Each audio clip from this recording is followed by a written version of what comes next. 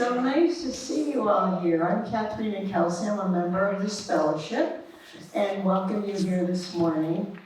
It is tradition for Unitarian Universalist fellowships to start every gathering, whether it's a meeting or a church service or a gathering like this, with lighting a chalice.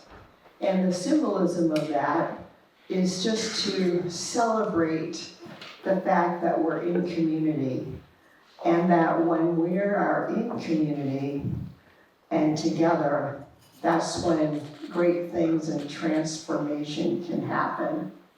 So our chalice lighting, the words today are from David Brennan. We light this chalice remembering and honoring our own tradition and celebrating the rich diversity of traditions among us. As we search for justice, meaning, and purpose, may we remember that justice, meaning, and purpose live first in listening deeply to one another.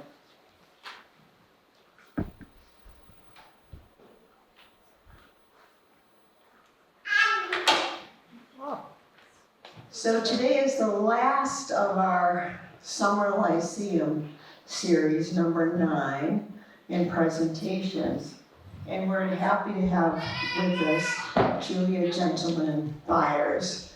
So you can read all about her in the program, but I'm going to tell you from my point of view about Julia and how this came about. So probably some 9-10 years ago, I was in a fitness class, and there was Julia, and with her lovely British accent. And of course I wanted to know much more about her because I could tell that she wasn't like from Rumney. So got to know her a little bit and about her world travels, and that she also wrote a book called Cold Waters. So I immediately went out to Amazon and got the book and read it and invited Julia to come to our Plymouth book group and speak. And then as time went on, she and her husband Steve had a place, and still do, on Squam Lake, and had many different people come in and invited many of us to hear them. So musicians and artists and poets and authors. But when this opportunity came up for the summer series, the speaker series, it struck me that Julie has been so generous in inviting us to hear these people at her home, but we haven't heard from Julia. How did that happen? So I'm very honored and delighted that we're able to hear Julia's story this morning. So please welcome Julia to our fellowship.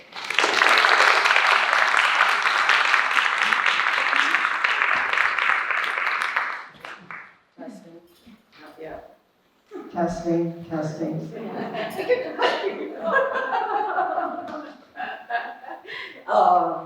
Can you hear me? Yes. I am so overwhelmed with the joy of seeing young guys here. So I thank you, new friends, old friends, and friends to be, for just being here and celebrating what it means to live. So let me begin with that. We have so many different ways of being as humans. And the core of what it is that we are creative beings. And then somebody says, no, I'm not creative, I'm not artistic, I can't do this, I can't do that. But the core of who you are means that you have already composed a really creative life.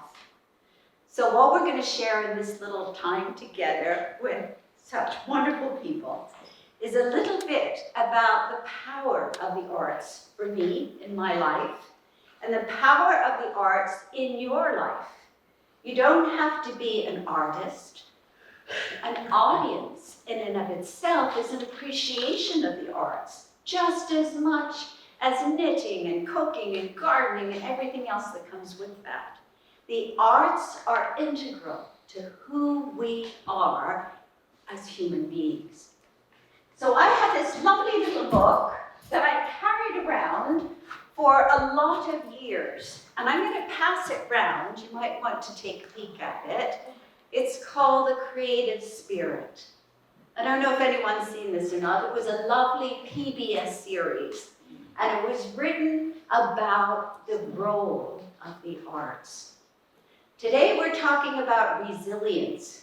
And resilience is this funny kind of word because it implies going back to the way you were before something happened, or something was disastrous, or something didn't work. But there's something also called ongoing resilience. And that's when you're in areas, in war zones, in other times that you're really troubled, that you can't get back to who you were before because now you're a different person. And the arts have helped you get there.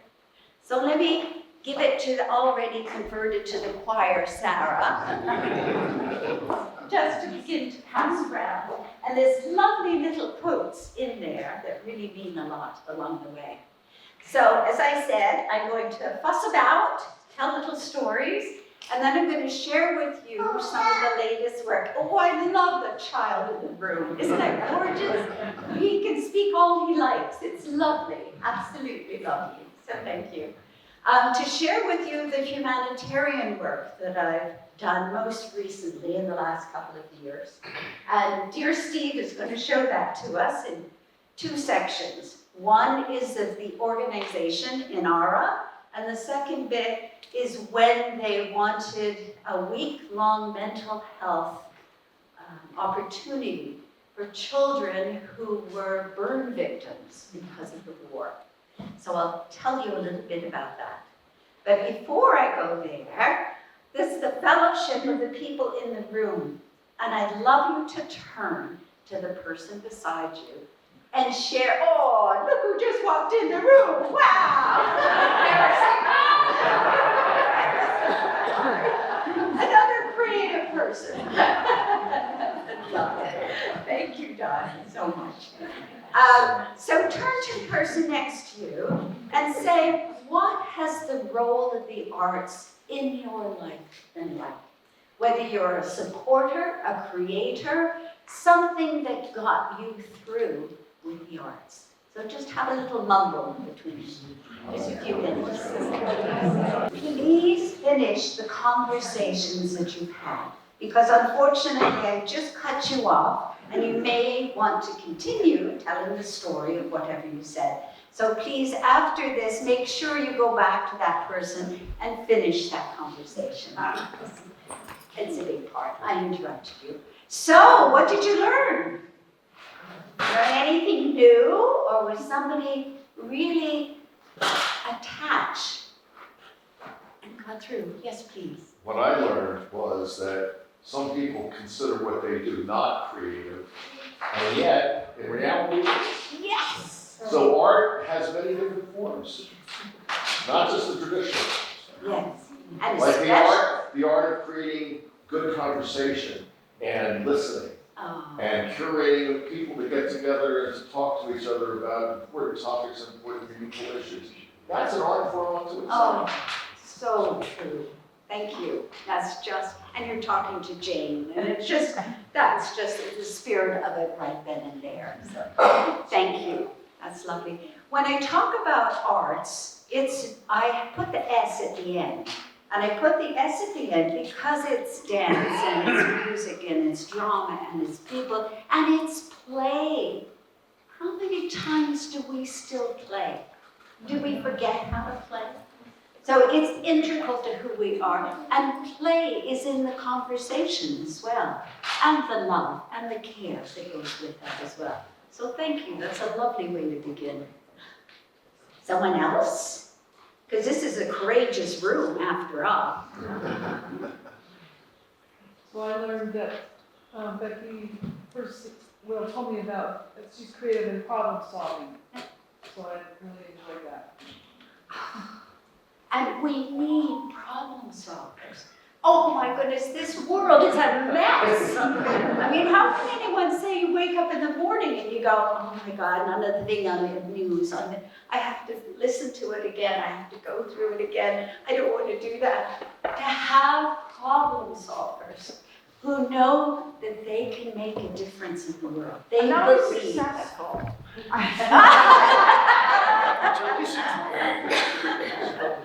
I think you're successful in being here and sharing that wisdom. The wisdom that we all have the capability to problem solve. Even in the worst of times, we can think around it if we open ourselves to do that. So thank you. That's lovely. Yes. I have found the arts as a refuge from constant problem solving.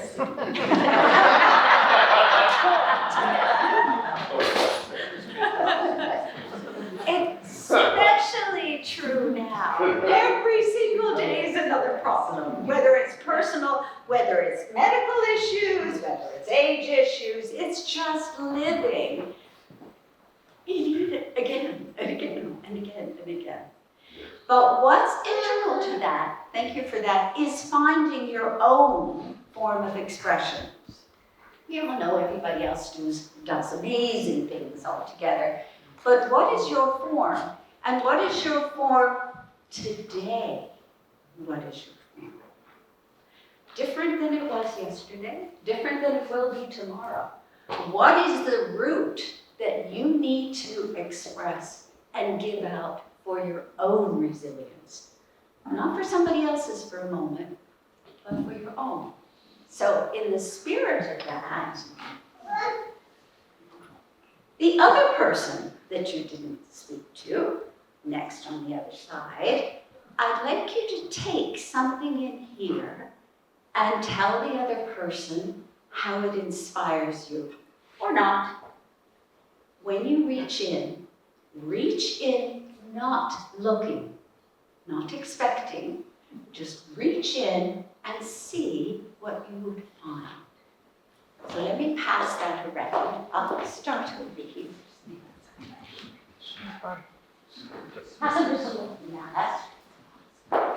Meantime, I have a couple of confessions to make. My first confession is I've always loved what I've done. I've been extremely privileged to work in with the arts and in with people together. Who gets to do that? I mean, it's such a privilege. So I get so enthusiastic. Sometimes I lose who I am because I'm so enthusiastic. So please excuse me for that. The other one is if my voice cracks up again, could be I'm terribly emotional, or could be I'm last day of antibiotics. Whatever you want to do. But whatever it is, I'm here today to be a mirror. Yes, you do. A mirror to you and the potential that you bring today.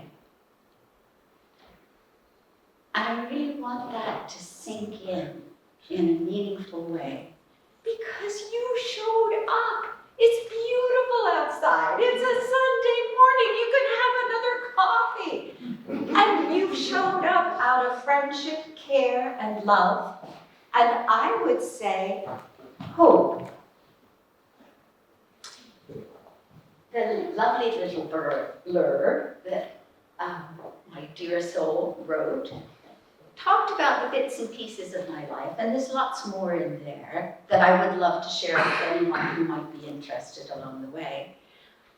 But the bits and pieces don't ever quite sum up to what I hope will happen.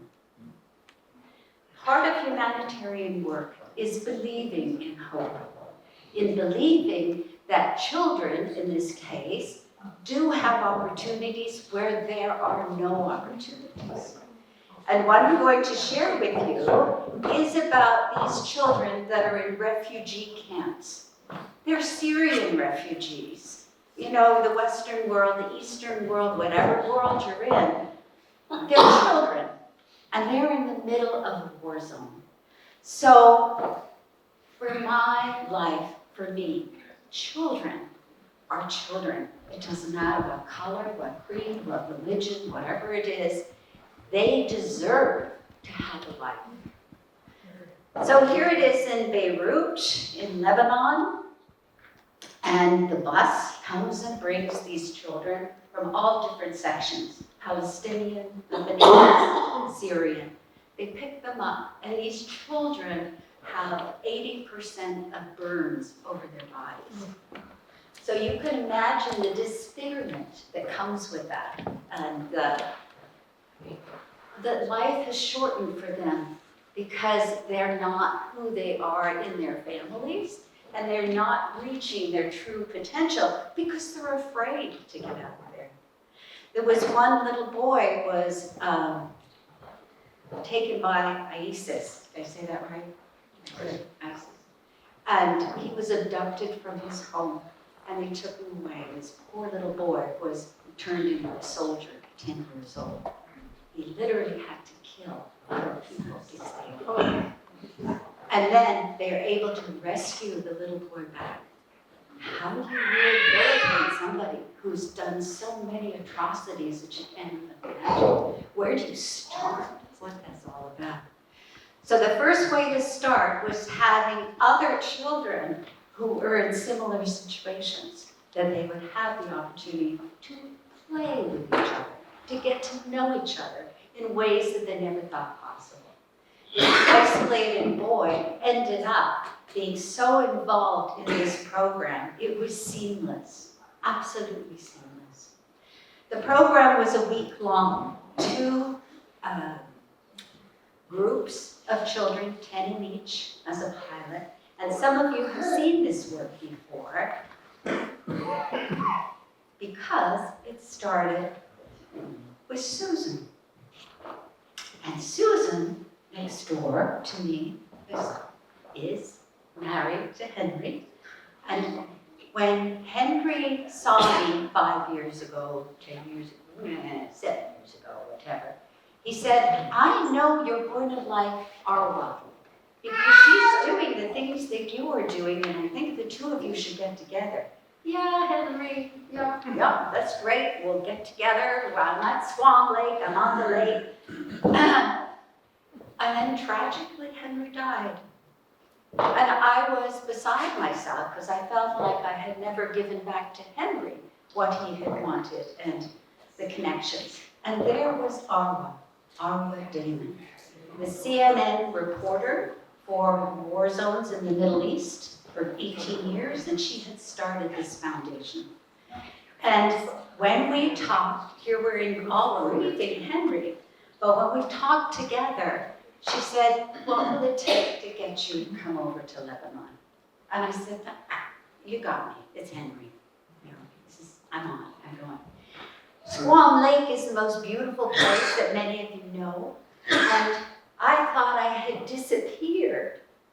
Being a fitness class, and I get, my beautiful friend says, hello, who are you? And I went, no, I disappeared into New Hampshire.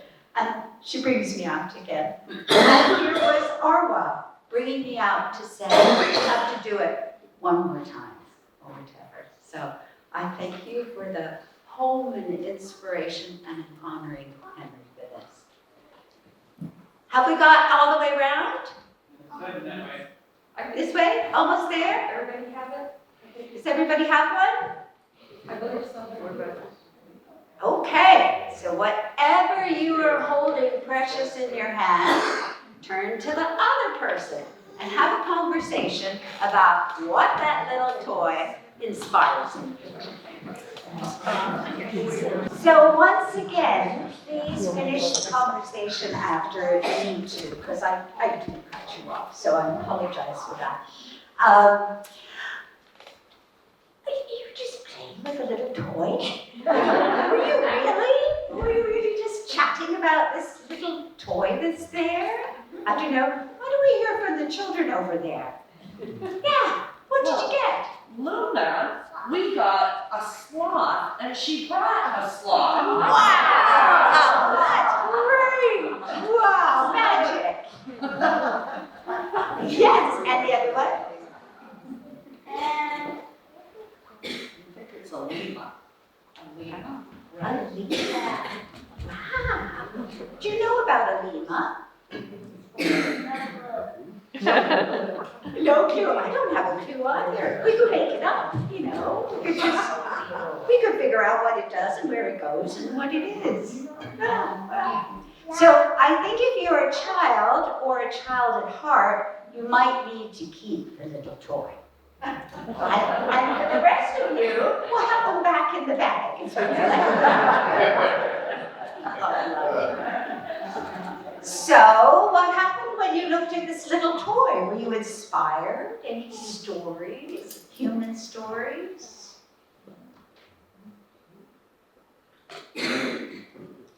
Yes. I had a kangaroo, Ooh, okay. and we had a very interesting conversation about animals and how they cope, and how convenient it would be to have a couch.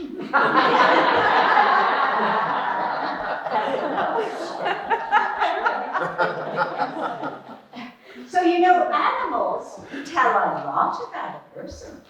Because if you have, oops, sorry, let me hear from you. Yes, Ah, and I think the lesson here is that they live in colonies and that allow the communal existence allows them to survive in an environment that is really very hostile to things that look like food to other animals. it's very tasty, yes, yes. Ah, wonderful. So with animals, of course, comes their character, their way of being. Do they have claws? Do they have soft little features? Are they nice to touch? Are they prickly to touch? What is the animal character within each of these little animals? And the environment that's around, do they easily survive? Or it's on the edge, really, really on the edge. Is there anyone else before I blab on? Yes. I got a shark, and our grandson, and I don't think it was a bit scary, our grandson used to love that song. Yes. So, that's... So why do we love sharks so much? How did that get into the lexicon, right? And part of it is when the world around you is so big, you can't do anything about it. You can't control it, but you could control that little shark, where he goes and what he does and what it is. So miniatures in and of themselves are so empowering because it gives you mastery over some little tiny thing that makes the big world. And a shark is really scary, especially if you're a little boy. Oh my goodness, it's gonna chop off whatever. So we deal with the fears, yes. I got a Pegasus. Oh. And all I thought of was how the world opened and I could fly Oh, that's beautiful. to whatever. So we've got to have fantasy. We don't like our ups and downs in our real world, so fantasy has to be a big part of it. It gives us freedom. It gives us hope again as you come through. So all those dragons and everything else that comes with that, but you've got the beautiful one. You've got the one that's sort of uplifting all the way. So that's lovely, lovely. So the children that you are going to see in the two videos hadn't been around any other children for a very long time. They were isolated, many in different cases. And as Steve reminds me, Inara does the medical treatment for these children. They take them out of the camps, they medically treat them, they send them back. And part of our discussion was what is being done for the mental health of these children. Because you can fix up somebody all you like, but if we've got scars and I still feel you're seeing my scar, I'm never going to feel quite whole. So this programming started with them sharing the little animals. Because, you know, there's no skill involved. You just kind of begin to play with them a little bit. And they could develop the characters of these all together. And in the latter film that I'll show you, it looks like I'm a great big art teacher going woohoo all the time, which is what I do anyhow. Territory. But it also behind it are mental health professionals that are helping children work through whatever their fears are, whatever their aggressive tendencies are, whatever their isolation are, to develop through the stories. It's always those stories that grab us, don't they? Whether we make them or not, whether they're there or not, we can tell everything through those stories. So with that, I will show you the first part about what Inara does. And just buyer beware, it's a difficult video to see because it speaks to what they live with on a daily basis. The second one, hey, it's me being silly, so that's not so bad. So take a breath on this one. So thank you, Steve.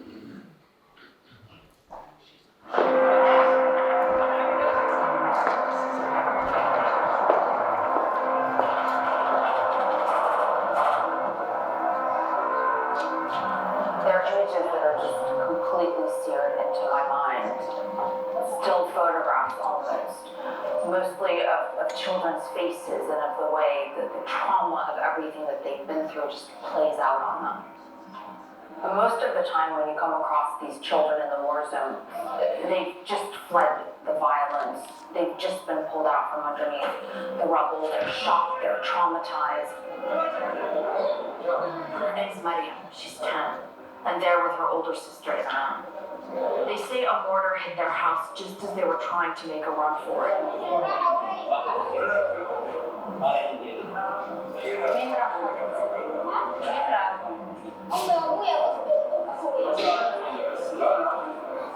One of the biggest challenges that we face when reporting on war zones or reporting on refugee crises is taking the intense emotions and experiences that people have gone through and somehow trying to condense that into a news report. And for myself and for a lot of my colleagues, we're often left with this question of, did we do enough?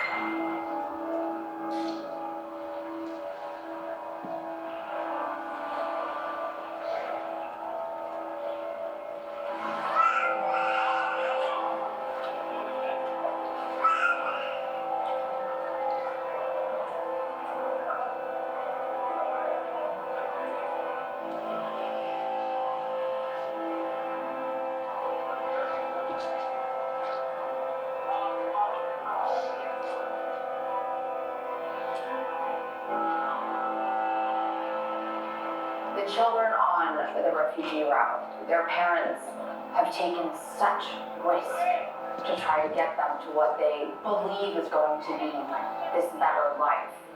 They're exhausted. They've spent days and weeks on the road, sleeping out in the open, not knowing how they're going to be getting from one area to another. But at the same time, having actually left the physical war zone behind, you do begin to see little pieces of optimism. Of course, what they don't yet know is just how difficult all of that is going to be.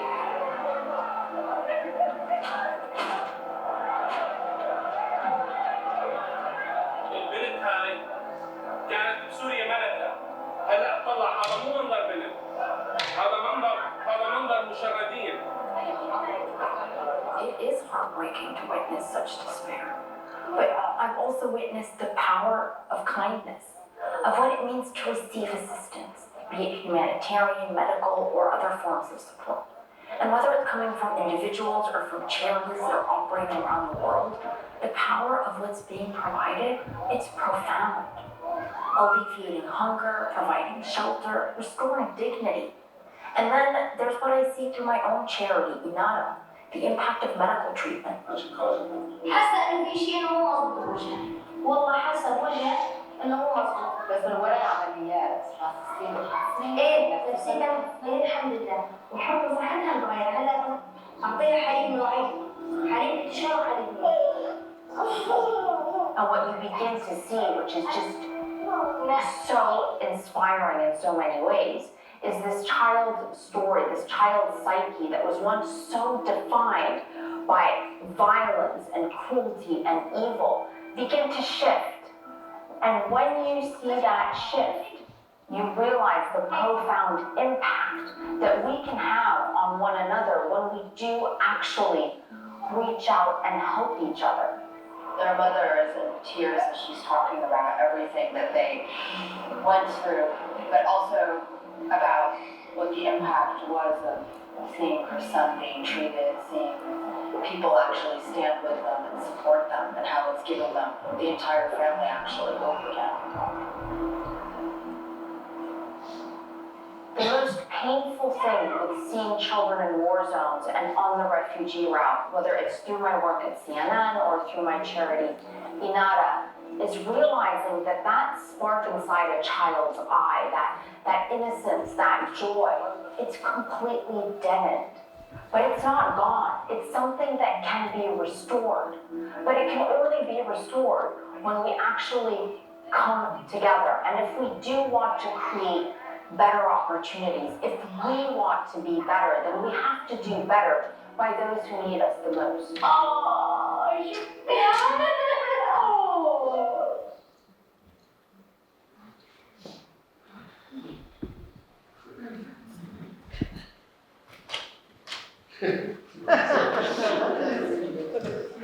I don't think that's supposed to be up.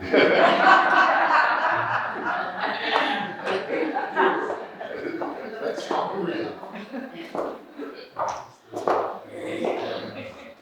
I must admit, every time I see that little clip, I always tear up. Yeah. It's hard not to. It's hard not to.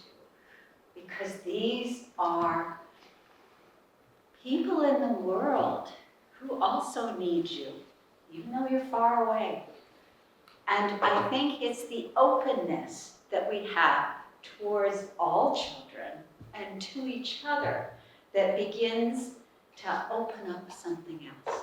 It's not just donating money. It's literally sharing an idea and a hope that everybody has the capacity and the ability to be who they need to be. You know, the UN says it's the right of children to play. It's actually in their charter. It's part of the rights to be a child, is to be able to play. So we need to foster that. And we don't foster it just in other children. We foster it in ourselves. Because if we've lost that play in ourselves, how can we come up with solutions?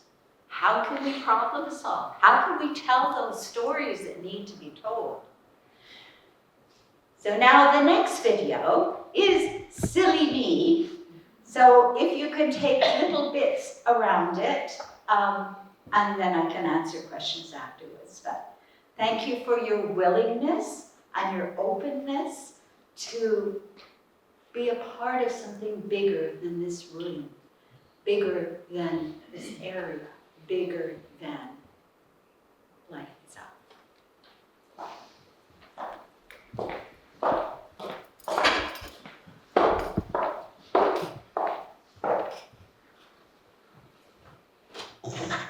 I just want to say that I observed the 9 months from the time Ara spoke with Julie about this until she went off to Lebanon, and watched the process she went through in thinking of about how do I put together a program that can reach these kids and establish some resilience very quickly, as well as train the trainers, as it were.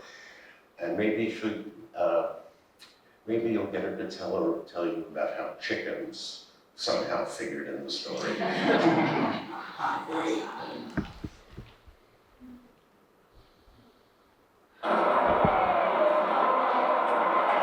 so exciting! Hello! My name is Julia, and as you will And I have with me my friends from America, Lisa and Michelle. We are going to make some art together and get to know each other. We will be putting on a puppet show.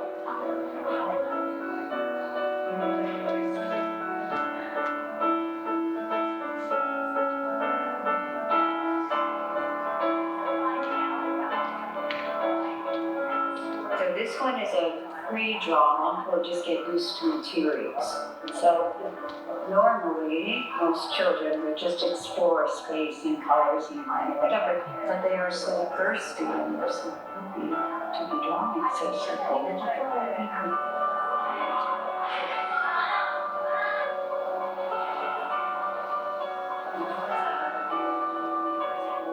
Art for children who have been traumatized is especially important. So these children who are here at Anara, they have so much trauma that they're holding. And art is a safe way to express this trauma. It's a safe way to show what's happening without them having to relive the trauma. And they can change the art. They could make new things so they have more control over an uncontrollable situation. Can you tell us about this one? Racing cars and electricity and They can use their imagination to imagine hope and imagine more of what's happening. She's studying That's the therapist? No, rabbit. Oh, it's the rabbit. Oh, I love the way it goes. And she makes food for the rabbit. She makes food for the rabbit. Why did I decide to come and work with the Natters children? They are not to blame. They were injured in a war made by adults. And somehow the right thing seems to be to find a way to help them heal and grow into full adults as well. I'm absolutely loving all of this. I can't even begin to say just how important it is for our children because they never have access to things like this. It's just working towards enhancing kind of our whole holistic treatment approach.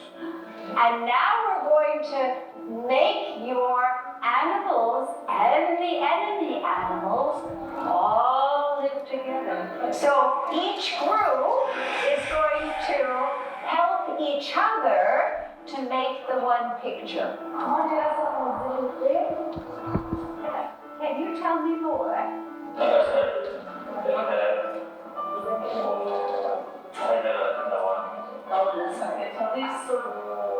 This is so important for children because children learn through play. Children and art is part of play. They learn through the play. When they first came, many were shy, reluctant to interact, to have a conversation with others. They were shy.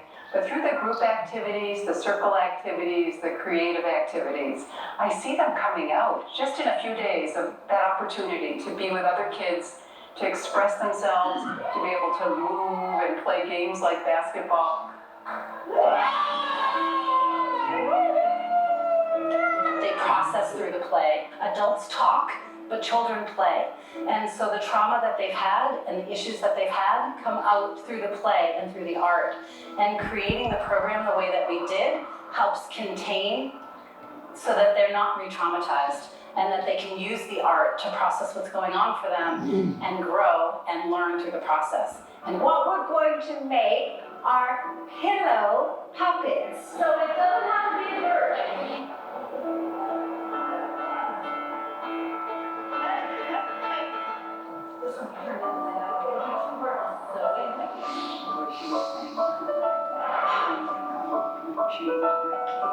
And we'll have to glue them on. Yes. So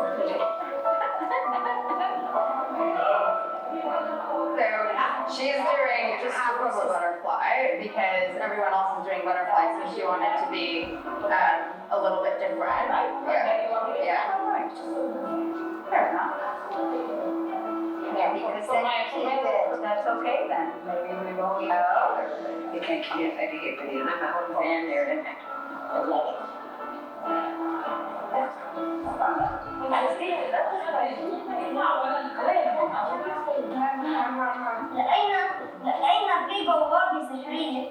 منا لقينا فيه كوخ وغاب. My experience of this week has been so joyous to see the children come in and be so shy and be so quiet and, struggling to connect with each other, and just see them make friends and connect and have fun and laugh.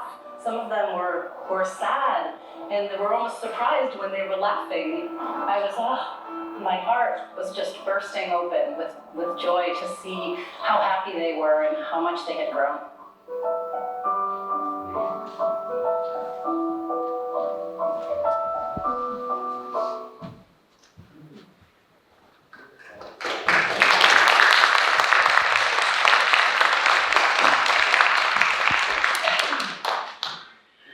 It must be an emotional day. I'm cheering up already, just thinking about them all. Oh, thank you.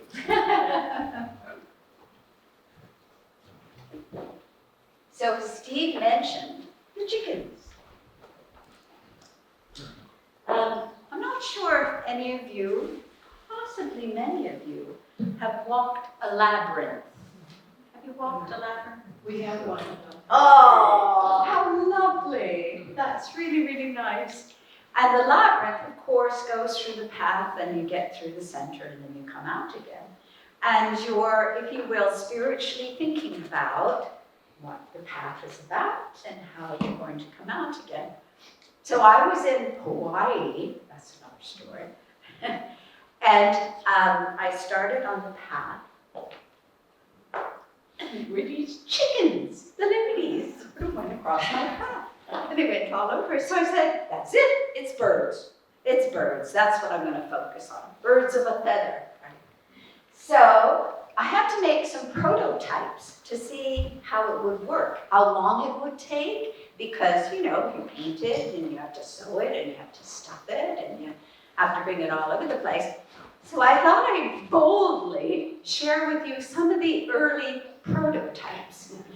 Now, these prototypes are only to figure out what's going to work in a time frame. Each of the children, if you saw, created their own. So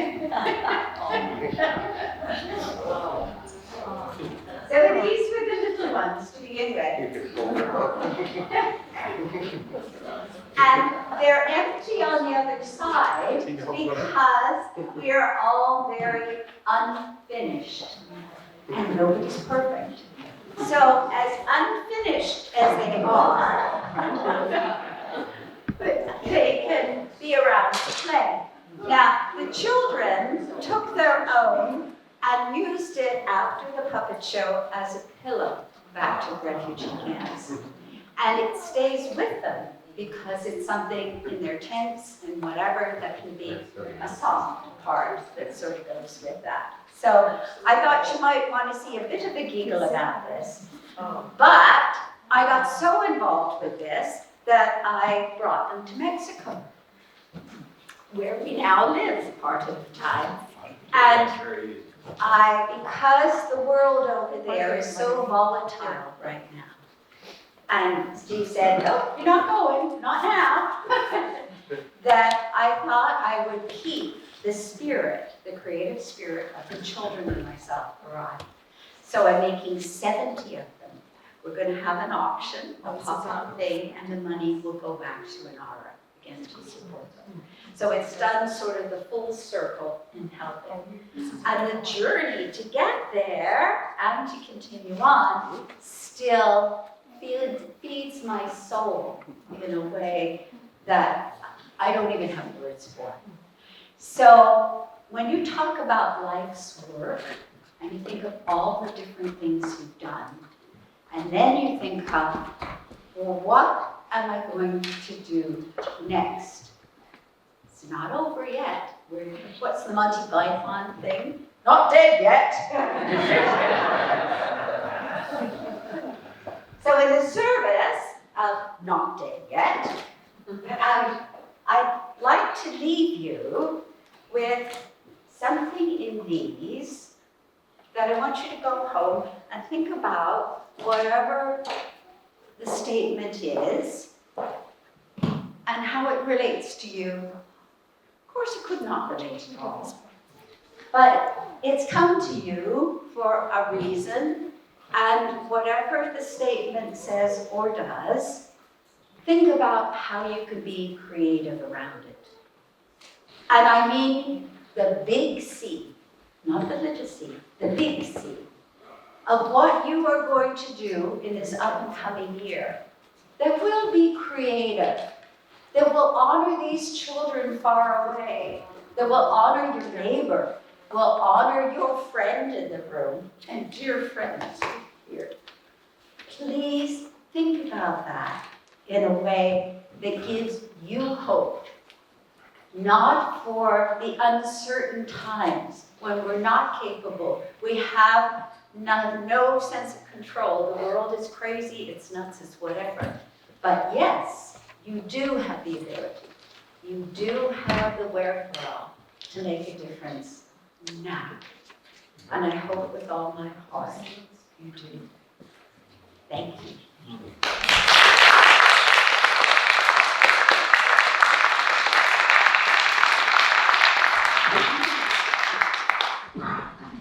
Are there any questions? Because I've left out tons of things. Stephanie. So I look at it and it makes me tear up. And I think, what happens after? You know, they come for this wonderful week, and have to go back to that horror. And it makes me so angry when I think about the money that used to go to help sustain things like this and doesn't. What happens to those things? I mean, the money part, yes, and I would love any and all of your donations available on the website. You know, can't leave without saying that, of course. But I think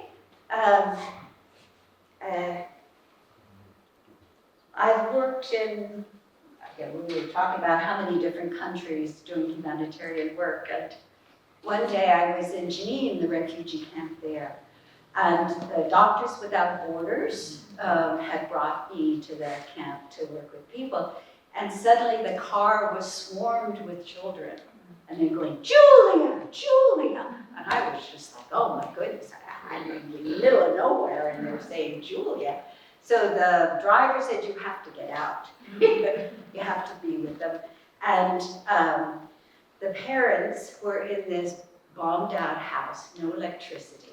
But they had watermelon to share. So they brought out the watermelon. I open up the back of my car, and I have plasticine.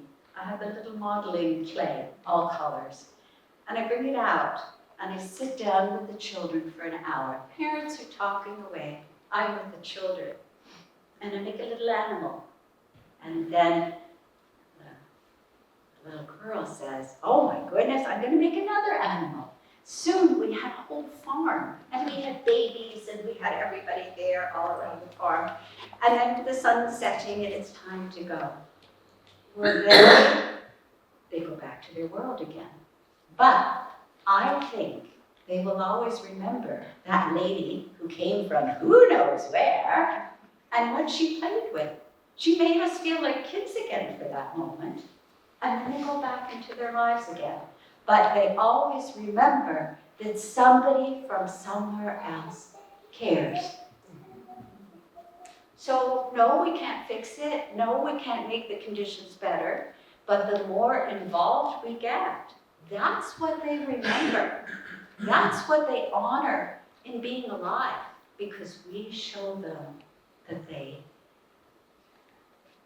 are wonderful. And what I'm hearing you're saying that, and what she said is, what I think comes out of this permanent takeaway for these children is they learn that it doesn't have to be the way it's always been. Yes. There's a possibility that it could be different. Yes. And even if this is only this Yes. much out of all this misery, Yes. but at least if there's somewhere in their inner being that says, you know what, it doesn't have to be like this. That could change something down the road. And if they take that, they start making little things out of twigs. Children do naturally. They just play all the time, but it gives them more permission to sort of do more and be And involved. to reimagine a different world. Yes, yes, yes. Where they're not a victim anymore, they're a cause rather than an effect. They're survivors. They have lives, and they will be lived. And that's the area that we need to touch in ourselves and them, that there is still hope. So, but if I could jump in, as an example of that, right? In that exercise where the kids are drawing the animals, they start with who's the enemy, and then they start telling stories, and the enemy and whatnot are in deep conflict, they have to be kept apart. By the end, in all cases, all of the animals are working together to get food to feed all of them. That's something they can take away with them, regardless of whether we are there or there's another way of thinking and being in the world. Reframe an enemy into a friend.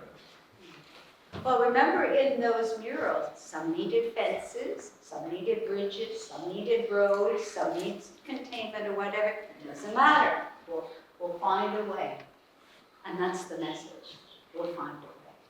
Thank you for that. Dave, yes? So I have two questions. One's totally practical. Where do you get the stuffing for the puppets? Take a lot of space. But my other question is there ever any hesitation about encouraging them to get back together with an enemy? Because sometimes maybe things have been done to them that they don't want to forgive or they don't want to let in. So is there ever a time when an enemy needs to stay over there? Yeah. I mean, you can think of your own lives, right? You can think of times where, maybe that's not so good. I'll keep that separate or whatever. The goal is to find each person's own form of resilience. There isn't a recipe, there isn't a magic formula. One shoe doesn't fit for all. But they're encouraged to find it. And I think that's the bit that holds the key. Because I don't know what it is, but you know what it is. And that's the cornerstone of what makes us unique. What we do have to give on that one. There's so many different theories, there's so many ideas about trauma-informed therapy along the way. And the biggest one is that you find meaning and purpose to whatever horrors or things happen to you. There must be a better schema for understanding why you had to go through that. And once you find that purpose, a little less of the tragedy unfolds. You don't have to carry the symptoms, the negative symptoms that go with it. So that's the goal, is to find it unique, really unique for everyone, and to honor that in ourselves too. So thank you for that, the reminder that it's not one shoe fits all at all. So what about the stuffing? I know what the stuffing! Oh my goodness! Well, you can come to my house, I'll give you some stuffing. Yeah. When you're transporting your supplies to Yes. a new location, that would be the thing that would take a lot of space, right? Yeah. Not weight. Well, but it's interesting with stuffing because it squishes, Yeah. especially if you vacuum pack it. Really.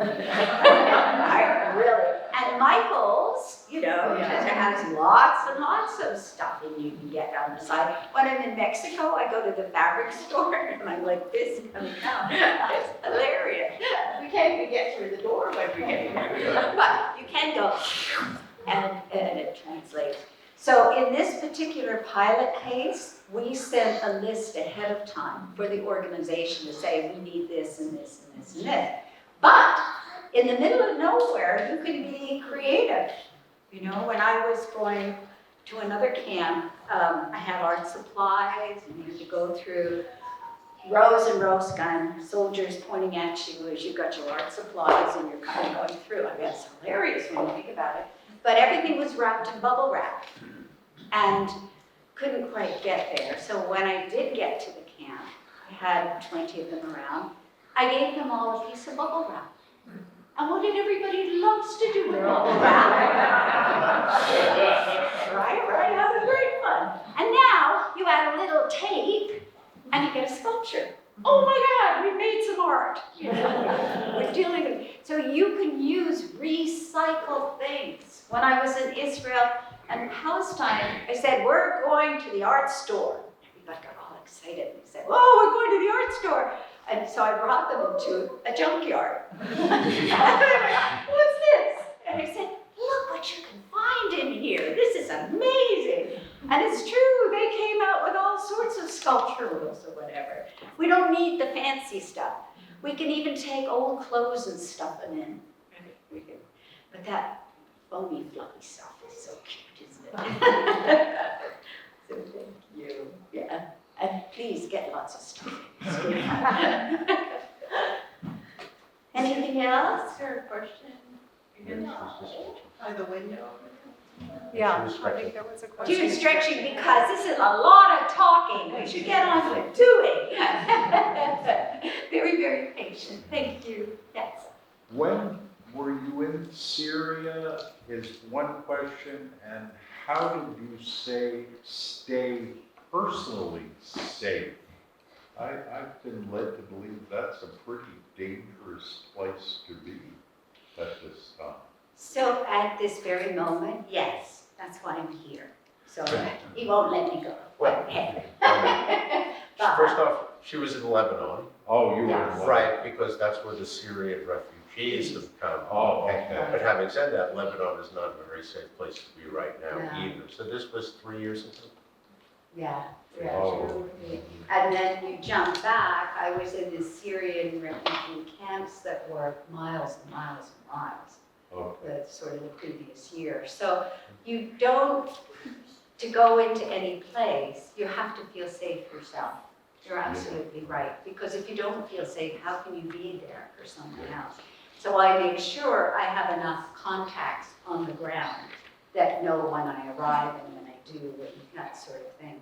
But I think another thing for this space and this congregation, we were traveling Palestinian going into Israeli territory, and there were people all with their knees, hands behind their heads, and were passing by. And my Palestinian associate friend, she was tears were just pouring down. She says, you know, what's going to happen to them? How's it going to be? And then she said, oh my God, what's going to happen to us? We hid in taxis, we hid in vans, we hid in everything, trying to go across the border back and forth. And then she was, you know, crying and crying, and I said, it's okay. My father is watching over us. And she looked at me and I said, no, he had died a while before, but I had faith that I was going to be okay. And it was. It was amazing. So that kind of spiritual development, that you know where you're going to be at the right place at the right time, is what we're all about here in this room. And that's what we're all about, no matter where, no matter what time, no matter what place. If you feel safe, others will feel safe too. Yeah. Can you say more about this little pieces of paper that we have? What did you get? I got, the deeper the cry, the more clear the choice. What you make of that? Okay, I just. So everyone got something different. They're out of the box. Oh, you didn't get, oh, I'm so sorry. Please, carry on. You didn't get.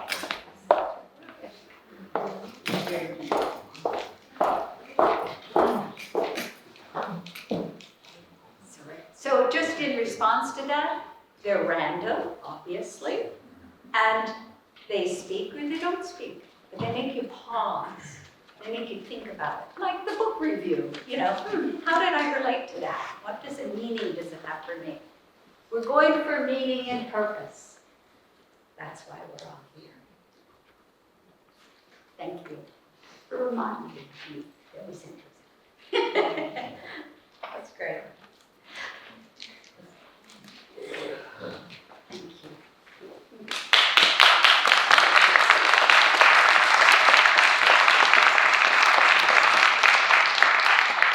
So I have two gratitudes up here.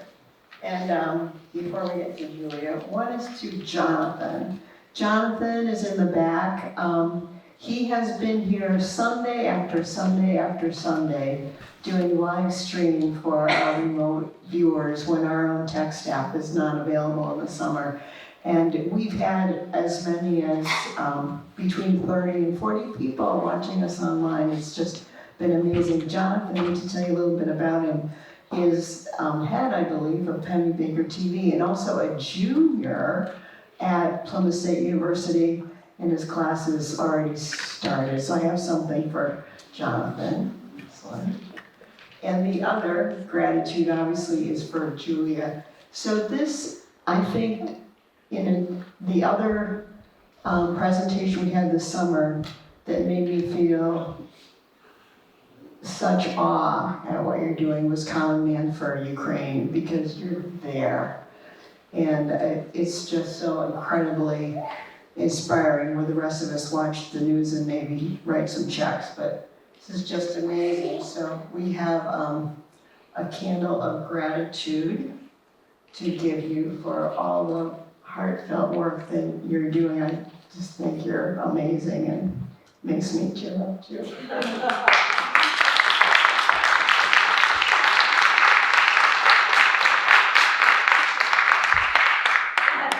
One more word. It's incredible you're here on a Sunday morning. It's so beautiful outside, and it's the last of the series. And It is the last of the series, and next Sunday, Reverend Linda will be back for the first Sunday of the fall is always our water communion, when we bring water from wherever we've been and pour it together, so that'll be really special. So for extinguishing the chalice and closing words, I'm gonna read what I got, which is, live deep enough, and there is only one direction.